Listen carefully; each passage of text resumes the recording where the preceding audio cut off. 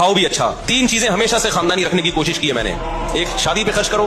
दूसरा, खुराक हमेशा टाइट है मेरी, ऐसी खानदानी खुराक। भाई जबान की लज्जत जो है इसका कोई ऑल्टरनेट नहीं है। खुराक पे कंप्रोमाइज ही नहीं किया, हमेशा अच्छा खाया अल्हम्दुलिल्लाह। मैं खाता था ना मदरसे में, जो तलबा समझते थे बड़ा ही लैंडलॉर्ड है, कोई कर्जे मांग रहे होते थे मुझसे, कर्जे। और जिस वक्त जिस चीज का दिल चाहा खा लिया।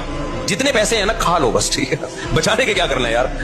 तो हमने बाइक रखी हुई थी, जब मैं पेट्रोल डालता था उसमें टैंकी भरने में टाइम लगता था, लोग देखते पता नहीं कौन लैंडलॉर्ड है ये। हालांकि बस वो पेट्रोल ही के टोटल पैसे हैं, अब खत्म। बचाया कुछ नहीं, क्योंकि हमें मालदार बनने का बिल्कुल भी शौक नहीं था। उसी तरह फिर क्या हुआ है कि जब वो अब्बा की विरासत मिली, हमने GTO 125 खरीदी और पैसे कारोबार में लगा दिए कि चलो जी मंथली अर्निंग होगी। वो मैंने वाकया कई बार सुना है, सारे पैसे कारोबार में डूब गए। लोग अल्हम्दुलिल्लाह जिस जिसको देता गया वो लेके भागते रहे अल्हम्दुलिल्लाह। उसके फिर मुझे नतीजा ये निकला कि पराठे मैं छोड़ नहीं सकता था, तो बाइक मुझे बेचनी पड़ गई। समझ में आ रही है बात। अब खुराक में और बाइक में जब टकराव होगा तो बाइक को कुर्बान कर दो, खुराक को कुर्बान मत करो।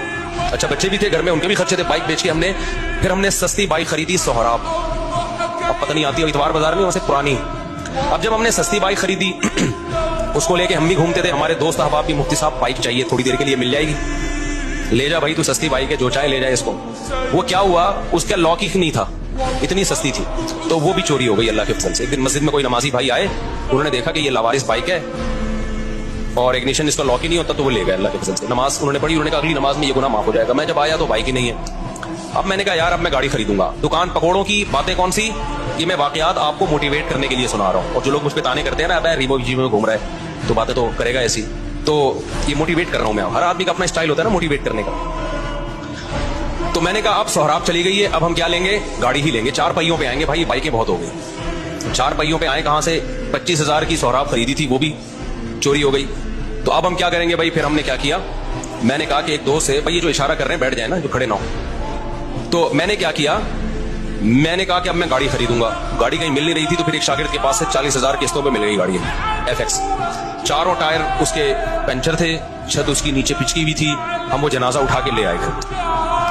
तो अब मैं मस्जिद का इमाम हूं, तो बहुत सारे मुरीदीन ने मिलके ना ठक ठक ठक उसको बनाना शुरू कर दिया। पैसे नहीं लगाए, यूं किया, छत ऊपर हो गई उसकी। FX में ये बड़ी बात है कि डेंटिंग पेंटिंग का ज्यादा, हाथ से ही डेंटिंग पेंटिंग का काम हो जाता है उसको। तो बहरहाल हमें इसकी खुशी थी कि गाड़ी आ गई हमारे पास, रिश्ते मांगने में आसानी हो गई हमें। तो उसमें थोड़े थोड़े थोड़े थोड़े थोड़े थोड़े पैसे लगा के मैंने क्या किया, बिल आखिर अब मैंने कहा ये बहुत बहुत काम निकाल रही थी वो। मैंने कहा जैसे किसी ने मुझे पहनाई है तो अब ये किसी और को पहना दो आप। यही हल होता है पुरानी चीजों का। बीवी के अलावा जितनी भी पुरानी चीजें आप अब क्या कर दो, दूसरे को पहना दो। मैंने कहा बहुत थक गया हूं, सारे पैसे उसी में लग रहे थे।